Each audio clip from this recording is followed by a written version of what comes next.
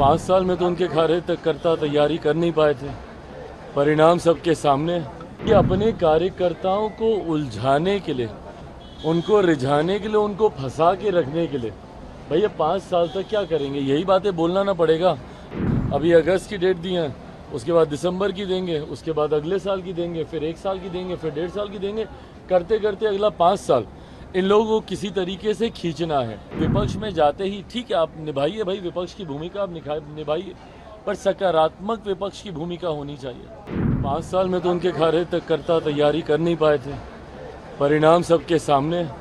कितनी सीटें लड़े और कितनी जीते हैं ये सब जानते हैं।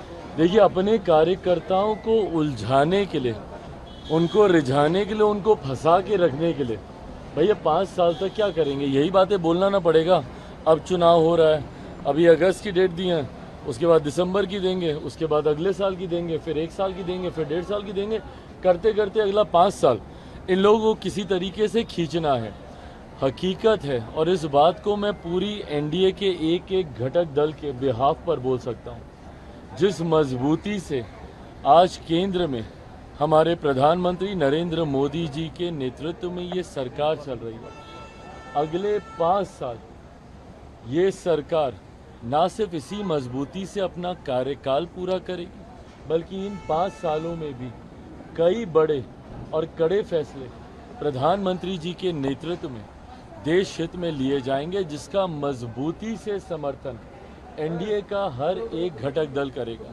इस बात में अगर किसी के मन में 1% भी शंका है कि कोई भी एनडीए का घटक दल हमारे प्रधानमंत्री जी के नेतृत्व में कुछ भी आगे पीछे करने की सोच रखता है, तो इस बात को वो अपने मन से निकाल दे।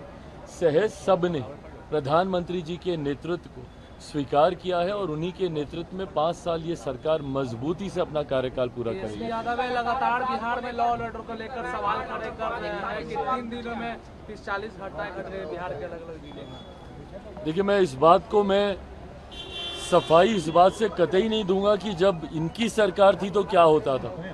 बिहार में 90 का दशक जंगल राज के वजह से जाना इसीलिए गया क्योंकि इन लोगों के सरकार में क्या होता था।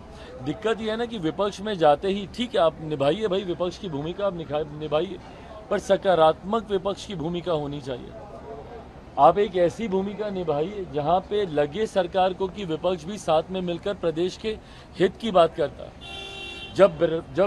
जब किसी बात का श्रेय लेने की बात आती है, नौकरी का श्रेय लेना होगा तो तुरंत आप हर मंच से खड़े होकर बोलिएगा। और जब पुल गिरने की बात आती है, हम लोगों ने तो भैया खड़े होकर नहीं बोला ना कि कौन सा पुल किसके कार्यकाल में बना था। हम लोगों ने तो जानकारी नहीं दी। ऐसा तो नहीं है कि भाई अभी जो 6 महीने पहले जो एनडीए की सरकार बनी है उसी में ही सारे पुलों का निर्माण हुआ। हम तो इस बात को सहज स्वीकार भी करते कि हमारी सरकार है भैया, जिम्मेदारी है हम लोग की। पर ऐसे में जब आप उंगली उठाते हैं तो आप ये भी तो देखिए कि आपके कार्यकाल में क्या होता था।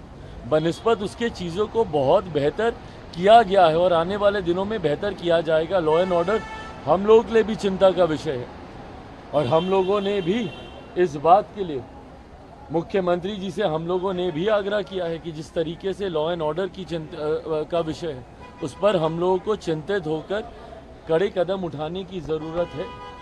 पुल गिरे उसको भी लेकर हम सब चिंतित हैं कि गुणवत्ता के साथ कभी किसी तरीके का कोई समझौता बर्दाश्त नहीं किया जाएगा। पर विपक्ष की भी जिम्मेदारी बनती है कि ऐसे में सकारात्मक भूमिका निभाए। राहुल गांधी है वो आरोप लगाए थे कि रक्षा मंत्री पर कि अग्निवीर के शहीदों को मुआवजे नहीं मिले, उस पर सेना के जवानों ने भी जवाब दिया है, ट्वीट किया है कि नहीं उनको पैसा मिले। भाई, ये गलत तथ्यात्मक जानकारी सदन के पटल पर आप रखिएगा और आज की तारीख में आप सिर्फ एक सांसद की भूमिका में नहीं है ना कि आप कुछ भी आए बोले और चले गए। आज की तारीख में से एक संवैधानिक पद पर आप बैठे हुए हैं। एलओपी की पद की एक अपनी गंभीरता होती है और उसको गंभीरता से लिए जाना ज़रूरी है। उस दिन एलओपी के तौर पर जो उनका पहला संबोधन था उसमें तमाम गलत तथ्यात्मक जानकारियां उन्होंने सदन के पटल पर रखने का उन्होंने काम किया। जिस तरीके से व्यक्तिगत टिप्पणी एक एलओपी होने के नाते उन्होंने प्रधानमंत्री जी पर की, उन्होंने चेयर पर की, और जिस तरीके से अलग अलग धर्म में आस्था रखने वाले लोगों की आस्था के साथ उन्होंने खिलवाड़ करने का काम किया, कभी महादेव की तस्वीर को लहराना, कभी अलग अलग धर्म की तस्वीर को लहराना, और उसके बाद जितने धर्म गुरु हैं उन्होंने सामने आकर उससे अपनी असहमति दर्ज की। उसी क्रम में उन्होंने तमाम ये गलत तथ्यात्मक जानकारी रखी। जब उन्होंने अग्निवीर का जब उन्होंने जिक्र किया, उसी वक्त केंद्रीय रक्षा मंत्री आदरणीय राजनाथ सिंह जी ने खड़े होकर उस बात का खंडन करने का काम किया। पर दिक्कत यह है ना कि एक एलओपी होने के नाते अगर आप अपने पद की गरिमा को नहीं समझेंगे, अगर इस तरीके से हल्के में आप बयानबाजी करते रहेंगे, तो आप अपने पद की मर्यादा को कम करने का काम करेंगे।